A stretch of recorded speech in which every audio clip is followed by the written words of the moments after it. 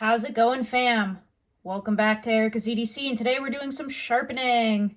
Really excited about this. I had an idea of sharpening some simple carbon steel with some more high quality items.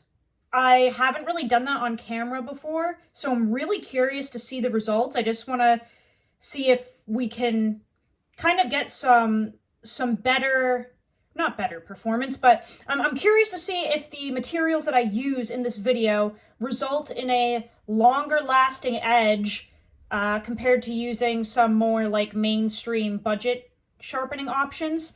So today we are using some items that came in from Mr. Jerad Neeves, Neeves Knives. We all know Jerad, great guy, known him forever.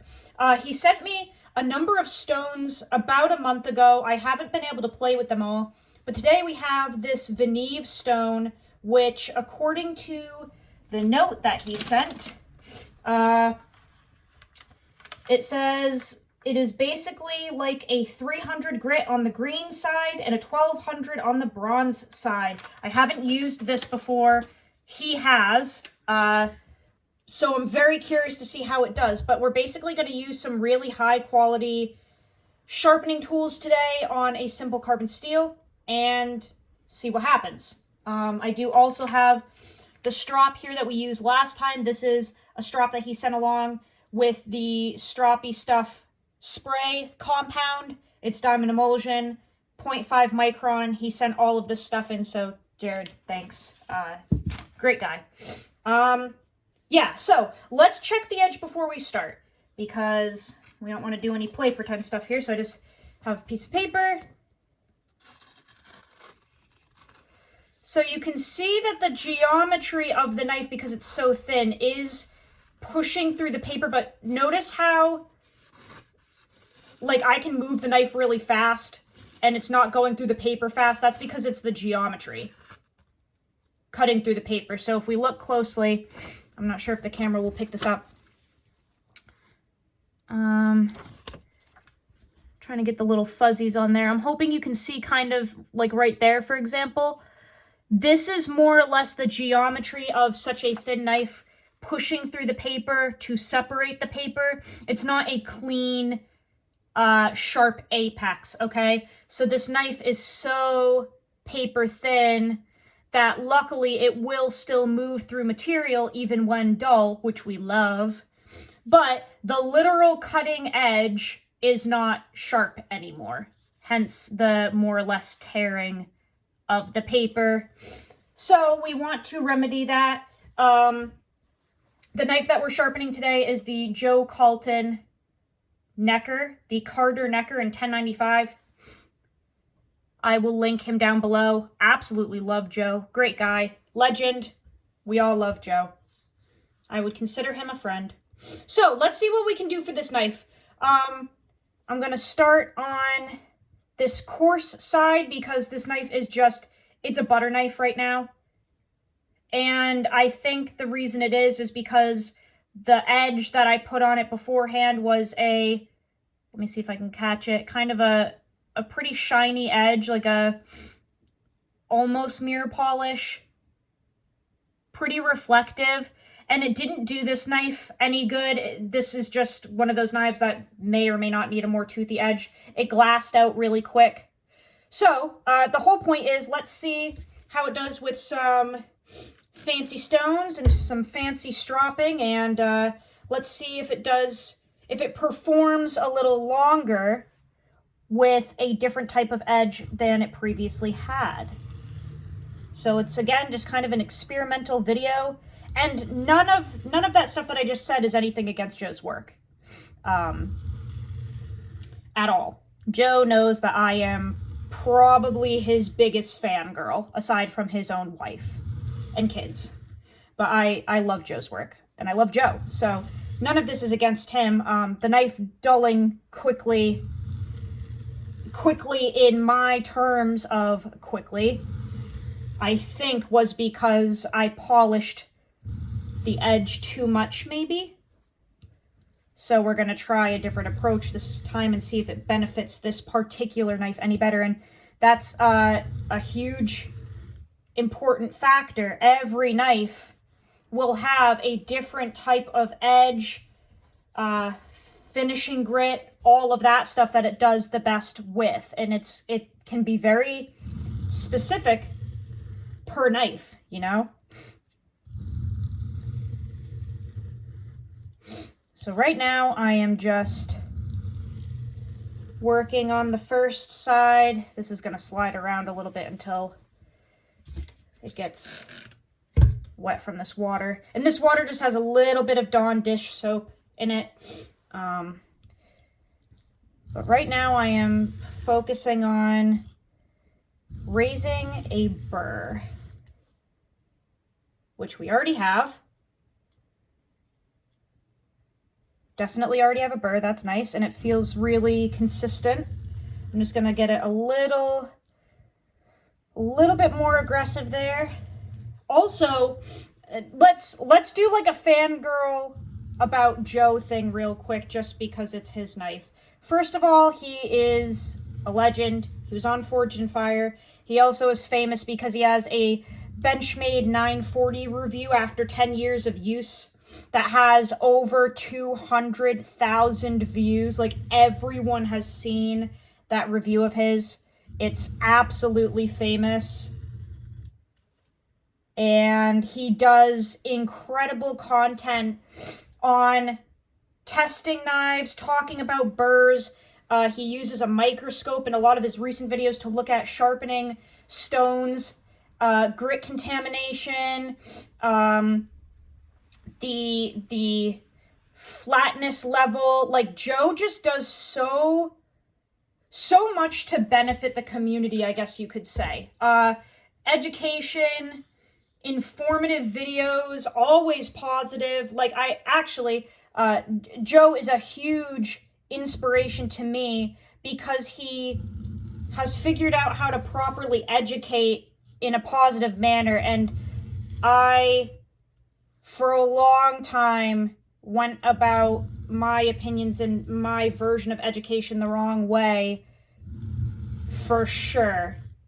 Way too aggressive, way too in your face. So Joe has hugely inspired me to mature with my content in terms of that. Am I always going to make mom jokes? You know it. Am I always going to do the that's what she said jokes? Of course I am. But in terms of like the literal way that I go about informing you guys through content, I guess, Joe has hugely inspired me to just do it in a more positive manner. So thank you, Joe. Also, shout out to Brian from Transparent Knives, who has hugely inspired me to do the same thing. Really focusing on tone, execution of constructive criticism, all of the things. Both of those boys are absolutely a huge inspiration to me and fuel me to be a better person via my content. We definitely have a pretty good burr. It's a burr that I can actually visibly see with my eyeballs. Not sure if I'm going to be able to catch that on camera with this crummy front-facing camera, but we can at least try. Probably not. But I can see it. And it's very consistent. Yeah, I don't think it's going to show up. We tried. Anyway, so I've got a burr. I'm going to flip to the other side to work on this side. I just want to knock that burr off. And this isn't what you have to do, but what I like to do is just a couple of really gentle stropping strokes away from myself just to knock that off. And sometimes you don't need a couple. I only needed one right there. The burr's already gone.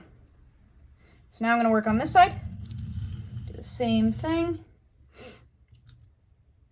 But yeah, anyway, if you want to check out Transparent Knives, man, talk about being like the mediator and the lawyer of the knife community. So Brian is just on a roll with productive information and advice and just knowledge. And I've known Brian for years, man. I've always liked Brian because I love his personality. And he's just so crazy talented. I've known Brian for years and years. So we're all kind of like buddies, I guess you would say. Like, I know Brian, you know, pretty well. I absolutely love him. He does incredible work. He's you know, he's friends with Jerad. I'm friends with Jerad. We all kind of know each other and get along, and, you know, they're all really good guys. But Brian, again, is one of those dudes that he has so influenced me to just try to be like a better person in the community and be a better, more positive influence, I guess. And he does a lot of lives talking about this kind of stuff. Just a really, really good dude. This is looking great. So I feel like this side of the stone is cutting very well and efficiently in terms of time. I will say this particular knife I think is going to take me a little longer than usual for 1095 because this knife is so thin that it actually flexes, which, let me see if I can get it on camera. It bends. Look at that. It's almost like a fillet knife type deal. It is so paper thin. It bends around. So when I put it on the stone, I get like a little bit of flexing when I get to the tip right here. I don't know if you guys can see that. It's almost like a trampoline. Boing, boing. It's bouncy. Again, not a bad thing. I'm just saying this is taking me a little more time because I have actually never sharpened a knife this flexible aside from this one. So it always is a little quick adjustment to such a deal because I have to focus a little more on the tip because the rest of the knife wants to flex. Oh, we've got a nice gnarly burr though already. That's awesome. Okay, so I'm gonna just deburr real quick. We'll do a couple of back and forth passes and then we're gonna flip to the other side of the stone and see how that does. Okay, one swipe, deburred. Pay attention to that. Pay attention to that one swipe, completely deburred type deal, because guys, that is a sign of a properly heat treated knife. Okay, when you have retained austenite, you'll get that burr flipping, especially in steels like 1095. If you have a knife in 1095, a production knife per se, where maybe retained austenite is more common, that burr flipping will occur and it will be frustrating. Don't think it's your fault. It's not.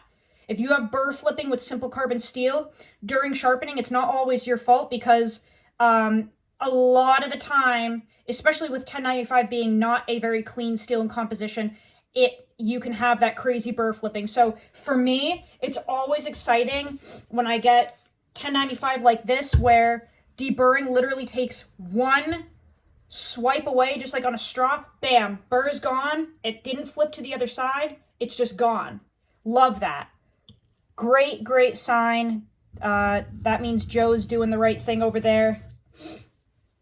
The burr should not be flipping back and forth on you and giving you such trouble. But if it does, it could absolutely be retained austenite. And burnt edges can also be tricky to get through initially. So kind of give your knives time, I guess is what I'm saying. Give them time to work themselves out. Sometimes you have to work through some crummy edges, some burnt edges. Joe does all of his, I believe. Joe, please correct me if I'm wrong. I'm pretty sure he does all of his actual edges by hand. I think he maybe goes in on the belt or the grinder, whatever, to make like the initial bevel, but then he actually sharpens them all by hand on a stone, as far as I know. Again, please correct me if I'm wrong. But what that does is it absolutely helps prevent fatigued burnt edges from the maker or factory. doesn't heat up that steel.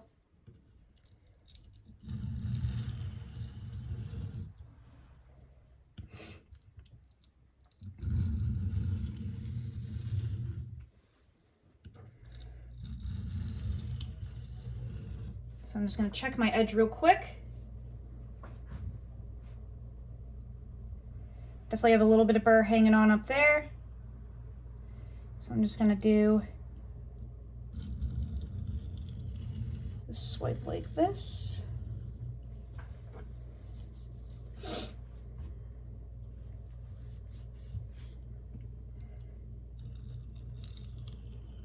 Right now I'm just doing some really light finishing passes here with just the weight of the knife.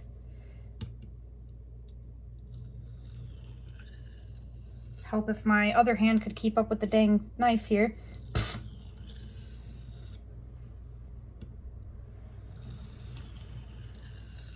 This is definitely coarse. I'm kind of wondering if you guys can hear how coarse this is. This is like a great side for really messed up edges or reprofiling.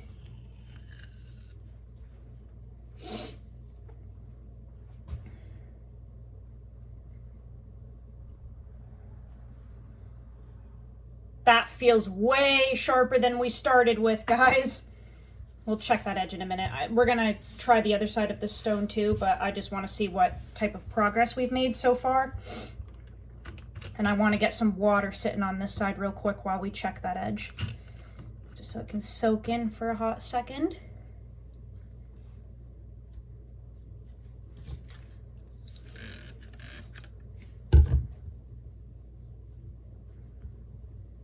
This side is really fine feeling. That's going to be a breeze to work with. Okay, let's check the edge so far. Let's see here. Ooh, she toothy. Yeah, so we're definitely still super aggressive and I want to refine that, but you can see that see how the edge is actually grabbing the paper this time, whereas last time I kind of had to start it and then it was the geometry moving through the paper. This actually has bite now. See, so now I can go straight down and it bites. It's aggressive as hell. But I can cut straight down because it actually has bite now. It has to be cleaned up for sure. But that's a great starting point, absolutely. So let's kind of refine this a little bit, get it way cleaned up here. And we're gonna do kind of the same exact deal we did on the first side. Oh, that's smooth. Wow. Ooh, that's nice. Wow, that's gorgeous. This stone gives crazy feedback. Like, really nice to work with.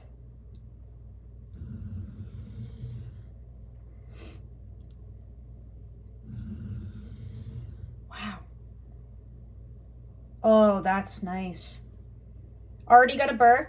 I'm just gonna do a couple more passes. I also wanted to shout out the Knife Perspective podcast, guys. So something kind of neat happened. There's a podcast run by the owner of KHDailyKnives and Dogwood Custom Knives. And they do a podcast together and they are, I would consider them famous. Very well-known custom makers in the community. They have interviewed Sean Houston from Triple B Handmade before, the guy that does the 15V for Spyderco.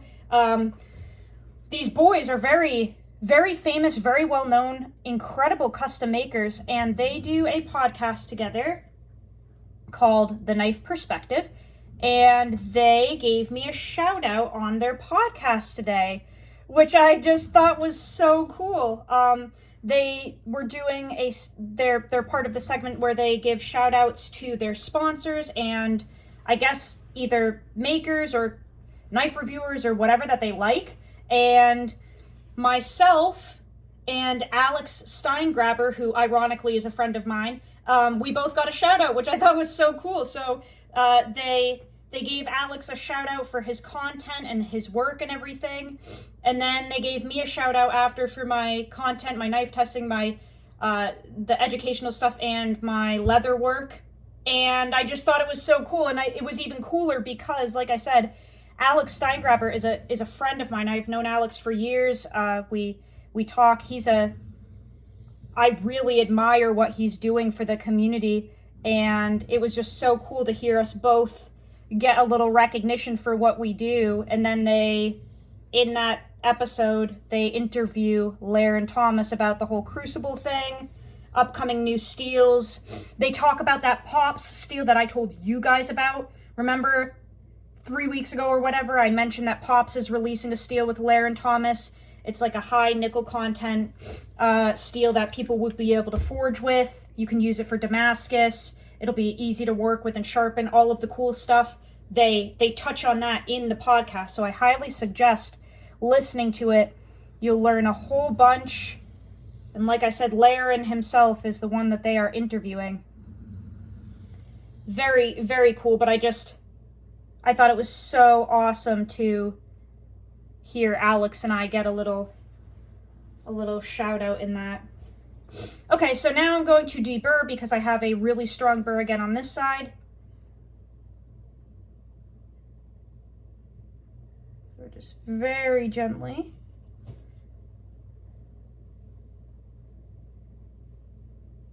Perfect. Now we'll work on this side.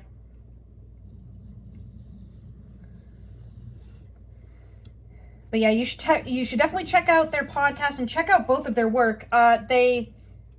They have incredible knives, and their stuff is well known. I mean, I think Dogwood, whoops, hit the rubber thing right there. Dogwood, I'm pretty sure his stuff is on like Knife Center, and KH sells his stuff through, oh, what's it called?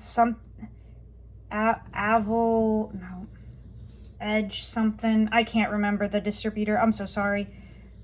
My whole point is that they're such well-known makers that their knives are available through like Knife Center and Blade HQ and stuff like that. They're not like little dudes in the community. They're big boys, like famous, that do really incredible work.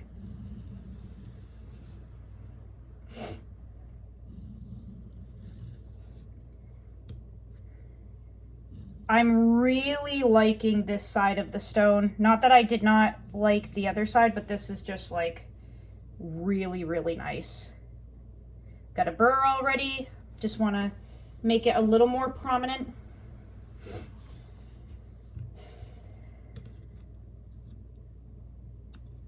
The only thing that's tricky about such a skinny stone is that the way I hold the knife, I keep bumping into the rubber slider there.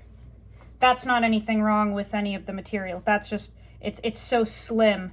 I need to figure out where to put my middle finger because it wants to bump into that part right there.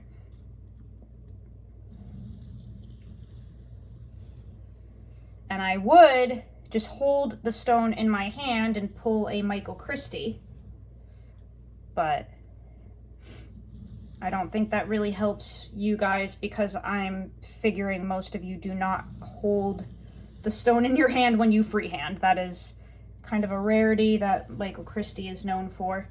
And Neeves, he does it too. It's not the easiest thing to do if you're trying to learn how to freehand though. Holding the stone in your hand is probably the last thing you want to do if you're just learning. Unless you're really talented already, but yeah, it can be easier to learn with the stone holder for sure.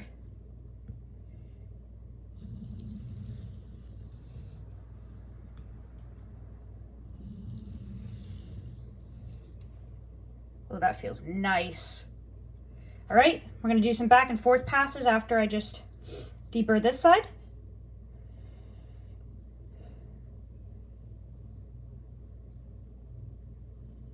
Just trying to be super gentle. Again, one swipe, Love seeing that.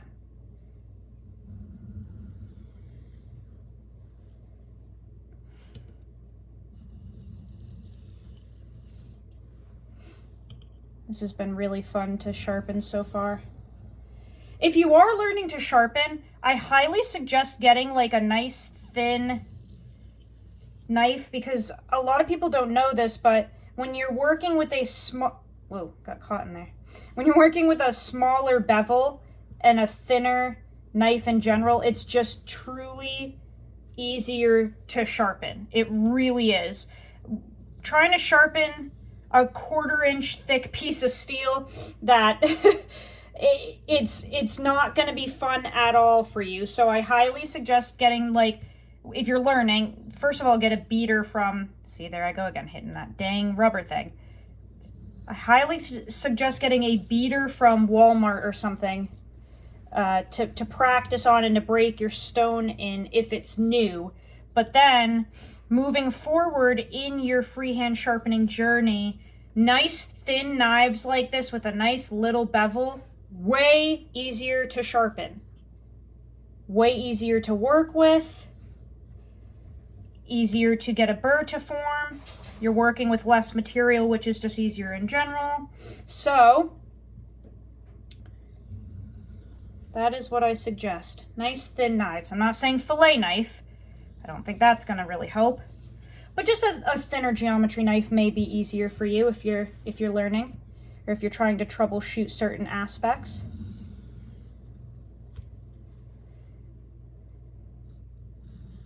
This is going to be a long video. We're already almost at 30 minutes and we haven't even stropped yet. I tend to do that though. The perks of not editing. So I'm just lightening up my pressure on my passes right now. Not that I was applying an immense amount of pressure to begin with, but what I'm really trying to do is just whittle down any burr that we had lingering, any little inconsistencies. We're just very lightly weaning off of the stone, basically, to leave the apex as crisp and clean as possible.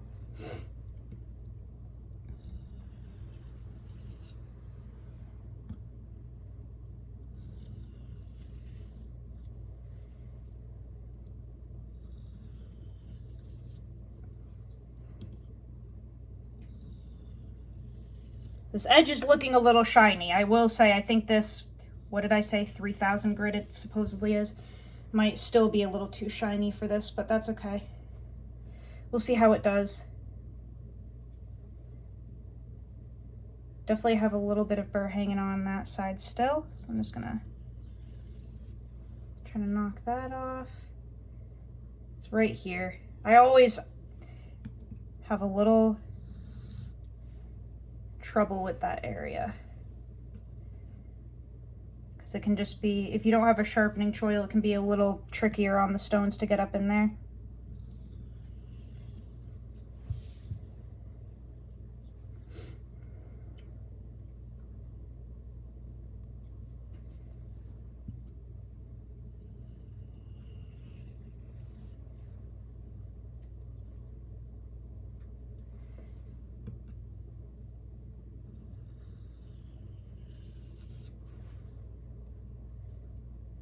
Nice.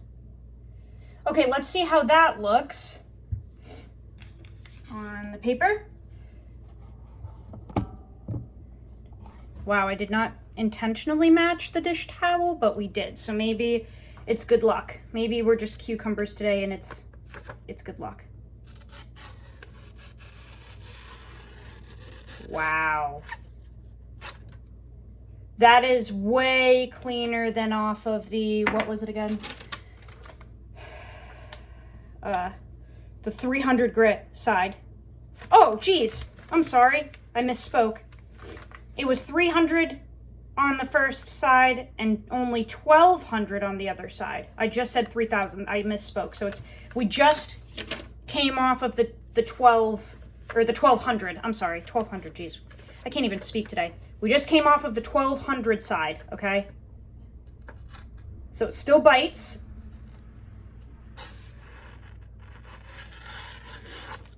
And it's way cleaner. Way cleaner. You can probably kind of hear the difference too. That is immensely different than what we were working with. Really impressed by that. Okay, so this 1200 grit side really cleaned that edge up. And I still feel that we have a good amount of bite with that. It definitely is shiny off of that 1200 side, but it's still aggressive enough for me, and you guys know that I love toothy edges. As long as I can take the knife and when I hit the paper it grabs, that's what I'm looking for. So if I can go like this, that's exactly what I'm looking for right there. As long as it does that, it is not too polished for me. I just want to take that apex and put the tiniest bit of pressure, and as long as it sticks and it grabs those fibers like that, I'm good. That's the kind of edge that I really like, because it's aggressive enough for me for the materials that I cut through with my knives. Now, just for fun and for testing purposes here, I am going to still utilize this strop because I just want to see if this does anything different to this edge. So we're just going to do some stropping on this pink stroppy stuff 0.5 micron diamond emulsion spray. And I want to see what this does to that edge.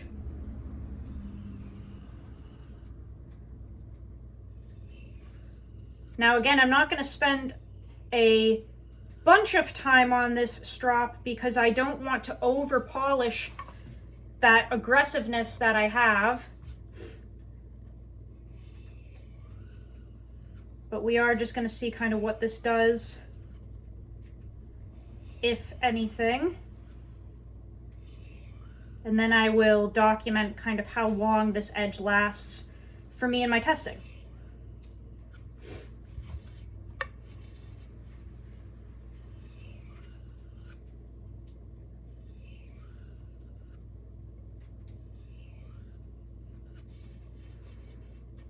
I think this is going to make the edge even more shiny than it was before.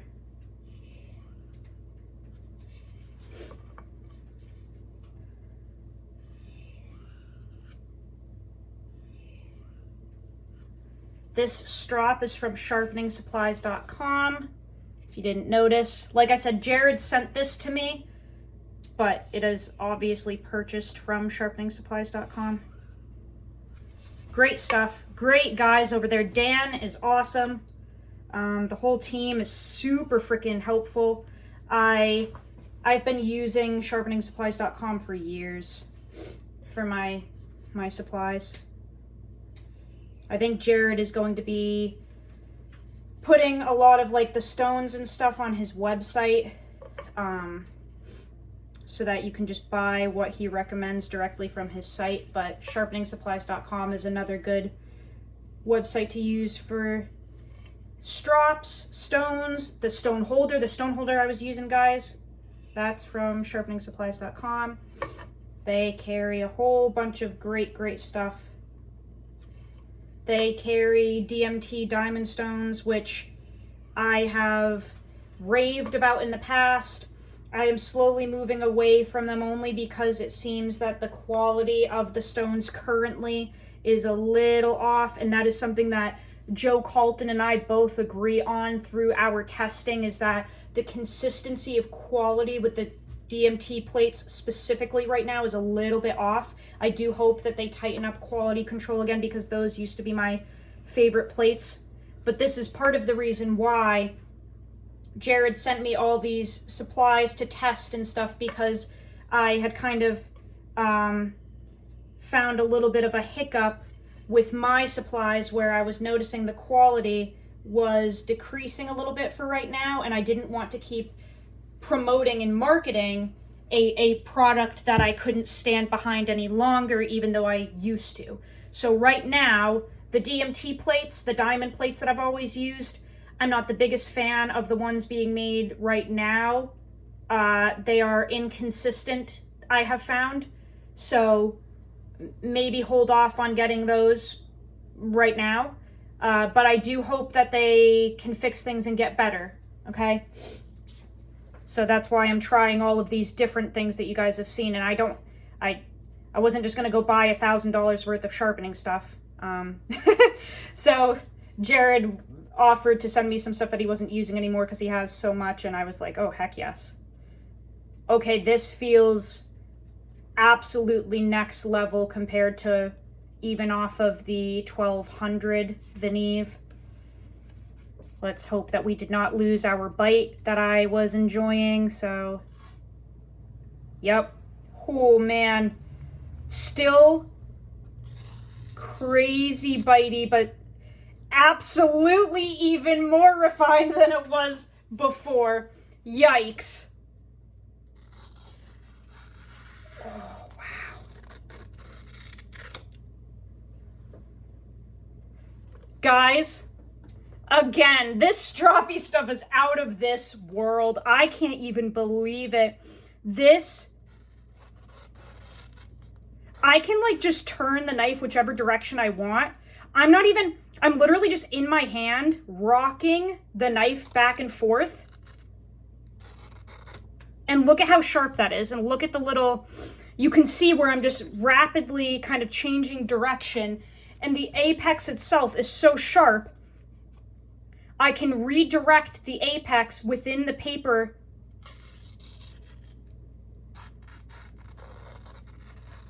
Guys,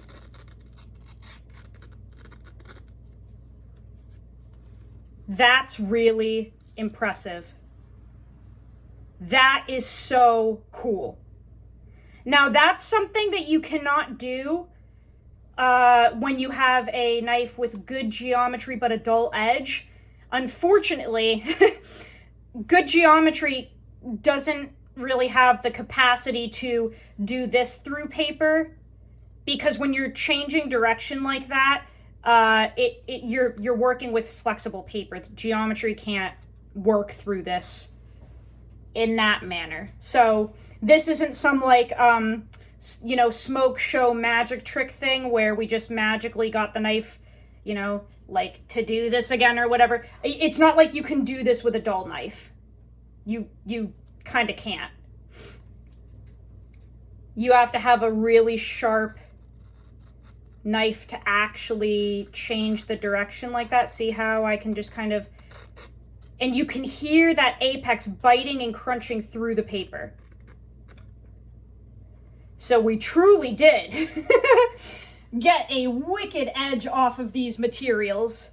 One of the coolest tests that I've seen that I have done before is being able to cut like a C out of a piece of paper. That's another thing that you can't do with geometry. You have to have a sharp edge to cut the C through the paper. Let's see if we can do that. I don't know if I did that good of a job.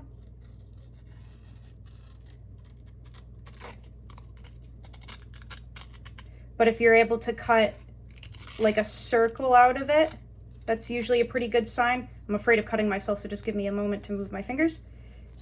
Now we are pushing directly up.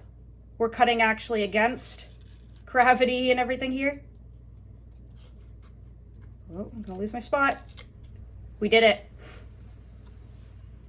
So when you can cut a circle out of paper, that's usually a good indicator that you've got a pretty sharp edge, because again, there are some like magic tricks you can do with paper that make it look like a knife is sharp, but some of the things you kind of can't do unless the knife is truly sharp, and the squiggles are usually a good one, and being able to cut an entire circle out of a piece of paper, that's again usually something that you can't quite do unless you actually have a good sharp edge, because geometry can't do that, especially when you're cutting up toward yourself. It would bend the paper. Not bragging or anything here at all. I'm just I know that some people are like, paper cut tests are stupid. Paper cut tests are stupid because they don't prove anything. Well, if you do them the right way, they can show a pretty sharp knife, in my opinion. I'm impressed with that. Not because of my skill, I freaking suck. It's the materials. These are some great materials, guys. So we ended in a pretty reflective edge, which, you know, isn't my first ideal pick for most knives, but this is just what happened, okay? And 1095 will polish like crazy. Kind of, regardless of what you do, 1095 just polishes. So I wasn't intending for a mirror polished edge, but we definitely have a very reflective edge on this knife, which I'm trying to capture on this side. There we go. Highly, highly reflective. Not the intention, but it is what happened. The bite that we had off of the 1200 Veneve here was really, really impressive. Wicked stoked about that. Could I have left it at the 1200? Absolutely. And that would have been a more than capable edge for me.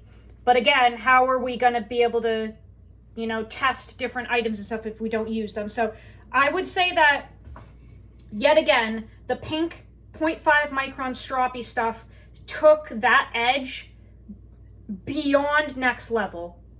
I am becoming more and more in love with this pink stroppy stuff as I use it, because it truly does just take your edges to the absolute next level. And I will say a proper quality stone is going to be your best friend, because you can strop all you want. If you have a crappy edge to begin with, the stropping isn't going to do anything for you. So a quality stone, nice and flat, no inconsistencies, no divots, no nothing, nice and clean. This is going to be the foundation for your cutting edge, and you cannot compromise on this, because you can't just strop a pretend edge. You have to have a proper clean apex to begin with, and that's going to happen on your stone. The strop is just dialing that in and refining everything and polishing it all up. But a proper stone is key, and your sharpening is key. You have to master this first, okay? So highly, highly impressed with these Veneve stones so far. That was amazing. Really, really happy with how this turned out. Oh, that is nasty, guys. That is nasty. Joe, thank you for making an awesome knife. Jerad Neeves, again, thank you, my brother, for sending these supplies along for me to test and try out. Again, shout out to Brian from Transparent Knives. If you need direction in your life, Brian's a great guy. And I'm the type of person that needs someone telling me what to do sometimes, because I don't always make the best decisions. So Brian continuously reminds me to be a better person and to be the best version of myself. And shout out again to the Knife Perspective podcast. Those guys are just awesome over there. Thank you again to everyone. I really appreciate you guys. I hope that you learned something from this. Let me know down in the comments below if you have a single hot mom. I also love you guys very much, but I love your mom more. Go use your shit. Learn how to sharpen your knives. I'll see you on the next video. I love you so much, fam. Take care.